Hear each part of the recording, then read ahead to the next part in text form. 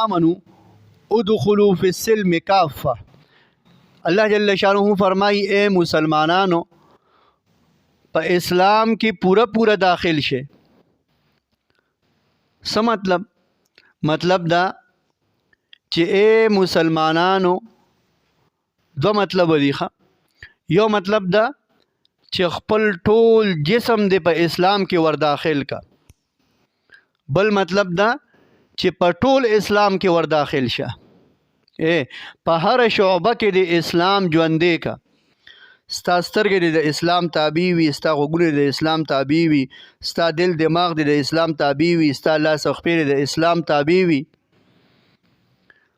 ستا مونځ، روژه، حج، زکات، ستا دکانداری، ستا کارخانه، ستا دفتر، ستا کاروبار، ستا پټې دا د اسلام تابع وي. دا څه نه ده چې صرف په مصلی او په جماعت کې به ته د اسلام تابعداري کې او کاروبار د خپله خوښه چې هر څنګه کې. دا څه نه ده چې صرف په جماعت کې او په مصلی کې به ښکته ګورې او چې په لاره روان نو خیر ده که پردو سړو ته یا پردو زنانو ته ګورې سترګې چې بیا هر څنګه استعمالې.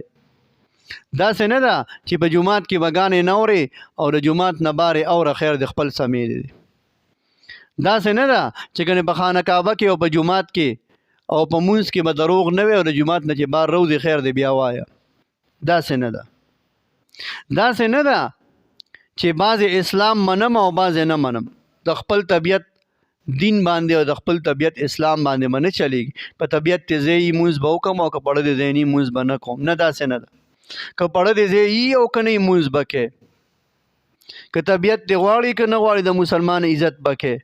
که طبیعت دې غواړي او که نه غواړي غیبت به نه کوې، دروغ به نه وې، غلا به نه کوې، دوکه به نه کوې.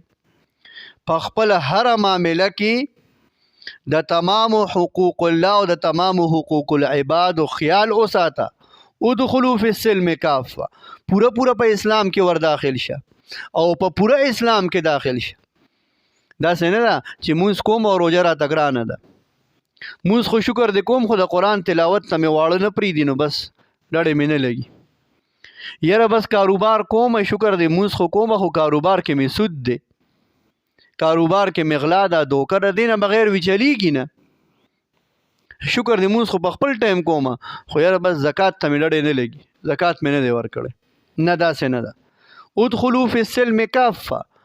په پورا پورا اسلام کې داخل شه. د اسلام په هر حکم باندې عمل وکړه او خپل ټول ژوند دې په اسلام باندې کا چې ستا په ټول ژوند کې اسلام راشي. دې ته ویل کېږي ادخلوا فی السلم.